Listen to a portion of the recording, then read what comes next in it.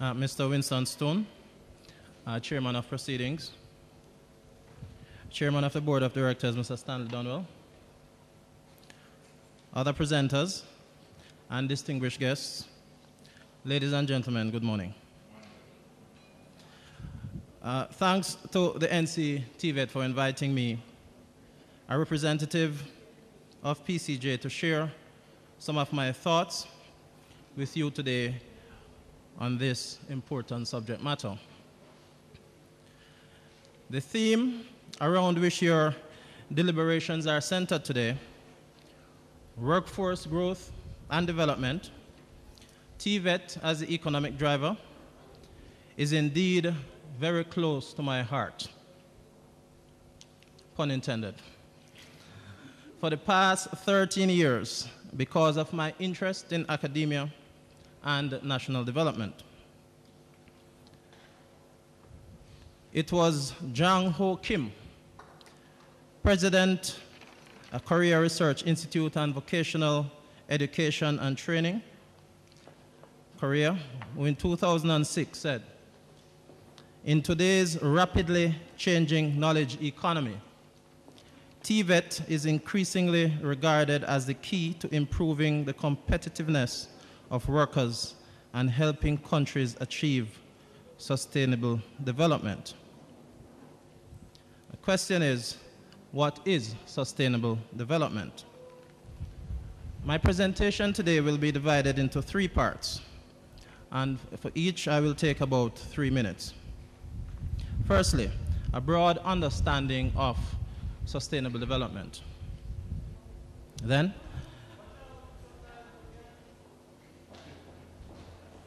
secondly, how could this be achieved at the macro level? And thirdly, the role the NC TVET could play. So, what is sustainable development? Sustainable development embraces 2 fundamental elements. 1, the concept of meeting today's needs without compromising the ability of future generations to meet their own needs. And 2, the idea of limitations being imposed by the state of technology and social organization on the environment's ability to meet present and future needs. Now, how do we better contextualize this? Sustainable development is arguably one of the few principles that in all its dimensions can be exploited to the benefit of all. For this reason, sustainable development must be considered the principle through which actions and decisions are driven at all levels. This is difficult to achieve and may be argued by many to be unachievable, primarily because politics continues to occupy a position superior to that of the needs of a people locally and internationally. An equally important problem may be obtaining a real consensus on how to define and operationalize it. My next question is, or perhaps answering the question as to what sustainable development is not. Number 1, it is not a mechanism to dictate the limits of growth. The concept of sustainable development is often used by developed countries to kick away the ladder needed to enable an effective development strategy for developing countries.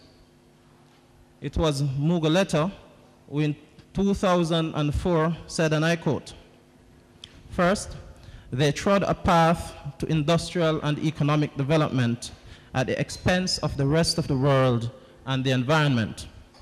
Then they lament that the limits of growth have been met."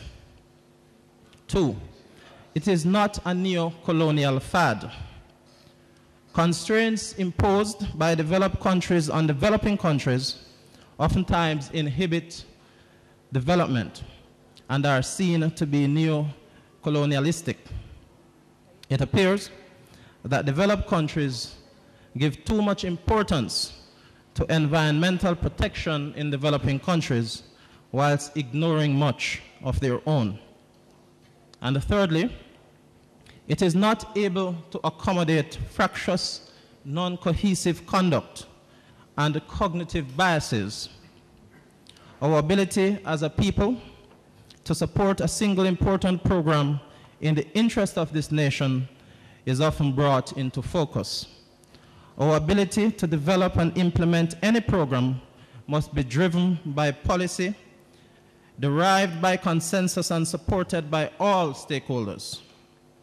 World Bank report of 2009, speaking specifically to Jamaica, quoted, "This is one of the single most important factors that would have over the last 5 decades negatively influenced the rate of development in Jamaica in some areas." How then do we achieve sustainable development?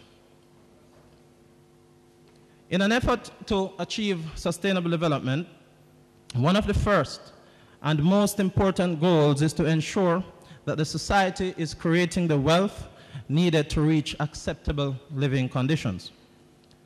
To reach this goal, there is first a need to find a path to stimulate economic growth. This necessitates the synchronization of our developmental efforts to meet the same goals. Sorry. In furtherance, it would appear that the TVET is well positioned to be one of those conduits through which to achieve this goal, mainly through the development of our technical capacity to fill current and future needs. Achieving this goal is insufficient to ensure the welfare of any society. A society must also reach a level of social equity. It matters not only for a normative reason, but also to ensure the stability of a society, a precondition to maintaining growth and to increase society's welfare. The second goal is not simply a matter of ensuring that the quality of life of a population will continue to increase. It's well known that growth is accompanied by appreciable amounts of environmental issues. The society is then expected to invest resources to find solutions to these environmental issues. It is indeed better to achieve all these goals simultaneously, more often than not an impossible feat for developing countries because of a lack of human and financial resources. Now, let's briefly look at the First World Agenda. Developed countries get closer to sustainable development via this stage. First, the second half of the 19th century to the beginning of the 20th century. Period was known as the Industrial Revolution,